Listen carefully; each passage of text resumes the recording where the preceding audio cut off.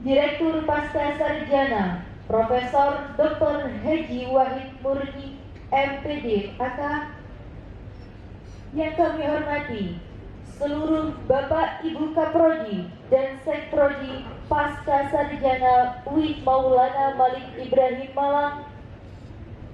Acara yang kedua, sambutan dari Direktur Pasca Sarjana UI Maulana Malik Ibrahim Malang.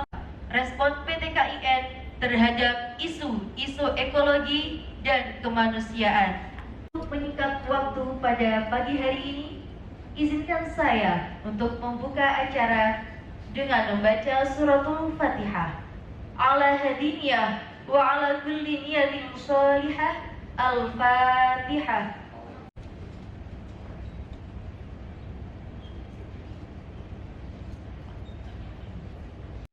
Alhamdulillahirabbil alamin. Dilanjutkan dengan Haji Muhammad Lutfi Mustafa MA. Beliau adalah Kaprodi Magister Studi Islam. Yang saya hormati pula dan Sekprodi Program Doktor dan Magister, serta yang saya banggakan seluruh mahasiswa peserta kuliah umum tentang menagur dari Allah Subhanahu wa Ta'ala, karena kita semua diberikan kesehatan dan kesempatan waktu untuk bisa hadir di majelis yang semoga Allah memberkahinya dan memberikan manfaat bagi kita semuanya. Sholawat dan salam semoga tetap tercurahkan kepada baginda Rasulullah Muhammad SAW. Kita semua, bapak-bapak, ibu-ibu, dan para mahasiswa, berbicara tentang ekologi dan kemanusiaan. Ini tidak ya, ada ayat-ayat qauliyah yang berupa wahyu disampaikan kepada Rasulullah, serta ayat-ayat kauniyah di mana kita harus membaca melalui ciptaan Allah bagaimana manusia dan alam semesta. Secara ekologi dan kemanusiaan berarti kita akan membicarakan tentang bagaimana kita manusia di dalam memenuhi kebutuhan, berinteraksi, dan seterusnya.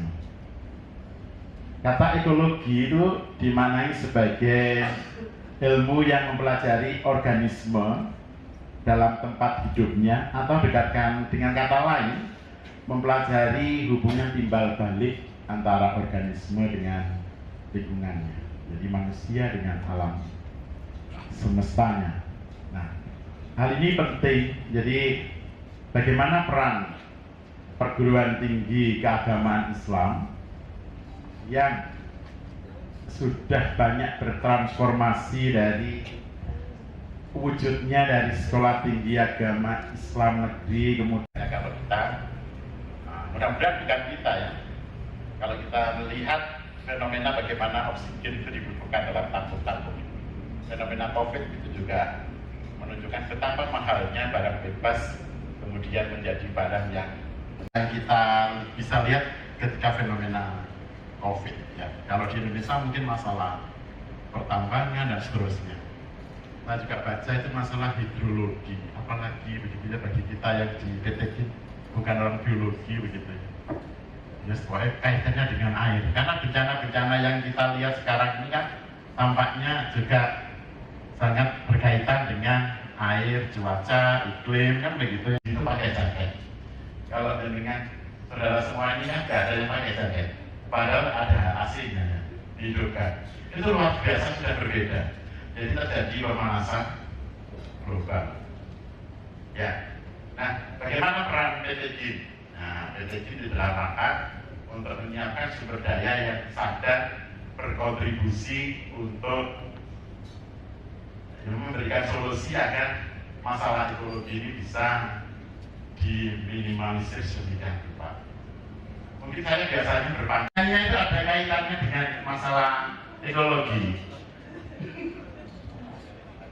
Ya karena dipaksa ya sudah, saya harus ini, karena direktur itu kan pelayan, Mas. Jadi nggak apa-apa. apalagi kalau di PGRI.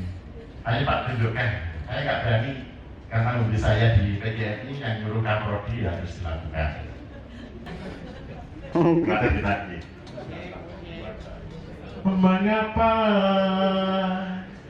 bencana Asik. kerap melanda?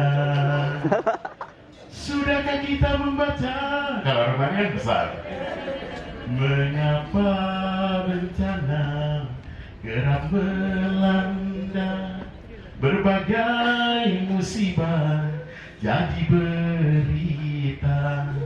Korban harta benda tak terhitungkan. Bahkan korban jiwa tak terberikan. Bertanda apakah ini semua? Coba kan? Pertanda apa nih? Kan kaitannya dengan integrasi yang mana Pak lagunya itu Pak ya?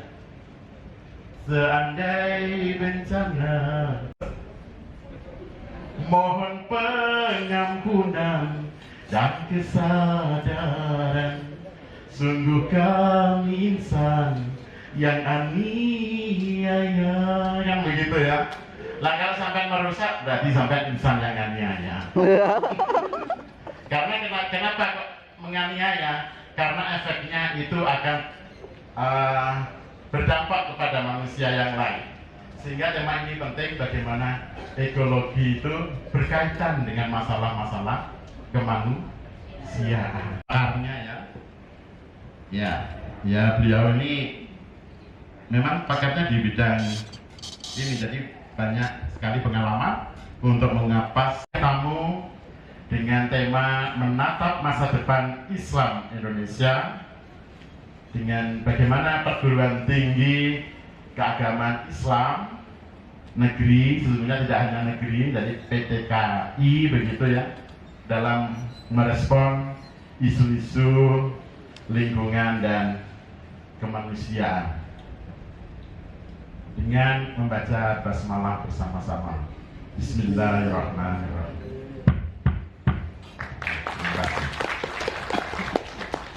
Kami sampaikan atas sambutan yang luar biasa dari Bapak Direktur kita.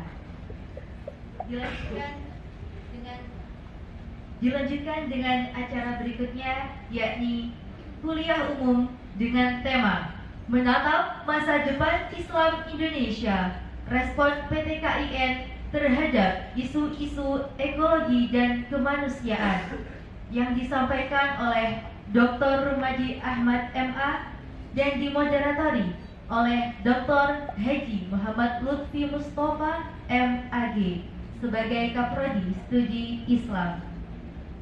Sebelum acara kami persilakan untuk kuliah tamu, izinkan saya sebagai Master of Ceremony untuk mengakhiri sekaligus menyerahkan acara ini kepada Bapak Moderator. Cukup sekian yang dapat saya sampaikan. Mohon maaf atas segala kesalahan dan terima kasih atas segala perhatian. Wabillahi taufiq wal hidayah. Wassalamualaikum warahmatullahi wabarakatuh. Assalamualaikum warahmatullahi wabarakatuh. Waalaikumsalam warahmatullahi wabarakatuh. Bapak Ibu Universitas Islam Negeri Maulana Malik Ibrahim Malang. Alhamdulillah pada hari ini tanggal 29 September 2022 telah hadir bersama kita Bapak Rumadi Ahmad. Beliau ini senior saya dulu waktu di S2, dan dari beliau juga saya belajar banyak hal tentang Islam sehingga bisa hadir ke Malang ini menjadi dosen, bahkan menjadi kaprodi sekarang, studi Islam di program Magister Studi. Beliau ini adalah seorang dosen di Fakultas Syariah dan Hukum Universitas Islam Negeri Syarif Hidayatullah. Tapi sejak periode kedua Presiden Jokowi beliau ditinjau periode kedua. Pada periode kedua Presiden Jokowi dipinjam sebagai tenaga ahli utama kedeputian 5 di bidang Polhukam, bahwa antara alam dan manusia itu adalah dua hal yang berbeda. Sepertinya pandangan ini biasa-biasa saja, tetapi ketika sejak tahun 1960-an mulai dirasakan terjadinya ketidaksetimbangan tadi dalam lingkungan hidup manusia, maka pandangan antropologis ini kemudian dikoreksi, karena bermula dari mengedepankan kepentingan manusia. Kalau kita lihat ini, Indonesia agak kecil itu, mayoritas penduduk manusia di muka bumi ini sebenarnya Kristen. Ya, Islam itu hanya sekitar 23%, atau kalau dijumlah itu 1,6 miliar. Ya, 1,6 miliar. Tapi mayoritas itu Kristen. Nah, ini agak kecil, tapi gambar ini hanya ingin mengatakan begini, bahwa nanti mulai tahun 2010 sampai tahun 2050 Muslim itu perkembangannya luar biasa. Muslim itu nanti akan mengalami perkembangan. Kalau di tahun 2010 itu jumlah Muslim hanya 23%, dan yang Kristen itu 31,4%. Nanti di tahun 2050, ini nggak kelihatan angkanya, itu jumlah Muslim itu nanti akan menjadi 29%. Dan Kristen itu masih tetap 31-32%. Gitu. Dan nanti di tahun 2070 jumlah antara Muslim dan Kristen itu ketemu di angka 32,3%. Jadi tahun 2070 nanti jumlah antara yang Muslim dan yang Kristen itu sama. Di tahun 2100 itu jumlah Muslim itu diramalkan sudah melebihi jumlah Kristen. Muslim itu menjadi 34,9, Kristen tetap di angka 33,8. Ini studi yang dibuat oleh Pew Research Center dengan melihat perkembangan manusia itu kan bisa diprediksi ya. Setiap tahun rata-rata orang yang meninggal berapa, yang lahir berapa, itu bisa diprediksi. Dan prediksi dia yang kemudian dilihat dari sisi agama, itu kira-kira seperti itu. Dunia masih seperti apa? Kayak apa nanti masa depan dunia?